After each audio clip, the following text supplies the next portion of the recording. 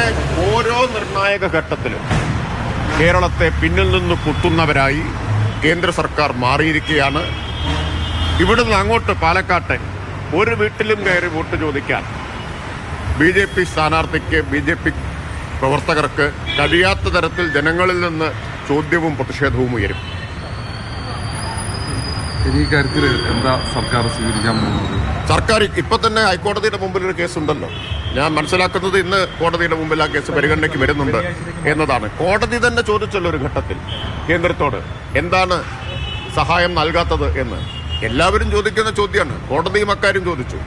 അപ്പൊ ഇക്കാര്യത്തിൽ രാഷ്ട്രീയവും നിയമപരവുമായിട്ടുള്ള എല്ലാ നടപടികളും സർക്കാർ സ്വീകരിക്കും. ജനങ്ങളെ ആകെ അണിനിരത്തും ഈ ക്രൂരമായിട്ടുള്ള വഞ്ചനയ്ക്കെതിരായി. ഈ വ്യാജ വോട്ടുമായി ബന്ധപ്പെട്ട് ഇപ്പോൾ തെരഞ്ഞെടുപ്പ് കമ്മീഷൻ ഇടപെടുന്നു. അതിൽ അന്വേഷണം പ്രഖ്യാപിച്ചിട്ടുണ്ട്. ആ പ്രദേശത്ത് അന്വേഷിച്ച് അടിയന്തരമായ റിപ്പോർട്ട് സമർപ്പിക്കാനുള്ള നിർദ്ദേശം തെരഞ്ഞെടുപ്പ് ചുമതല ഡെപ്യൂട്ടി കളക്ടർ. തെരഞ്ഞെടുപ്പ് കമ്മീഷന്റെ ഇടപെടൽ പ്രത്യാശ നൽകുന്നതാണ്. ആയിരക്കണക്കിന് വ്യാജ വോട്ട് ഇവിടെ ചേർത്തിരിക്കുകയാണ്. CPM-ന്റെ ജില്ലാ സെക്രട്ടറി അതിന്റെ വിശദാംശങ്ങളെല്ലാം നിങ്ങളോട് പറഞ്ഞു കഴിഞ്ഞിട്ടുള്ളതാണ്. ഞാനിത് തുടക്കത്തിലേ പറഞ്ഞു.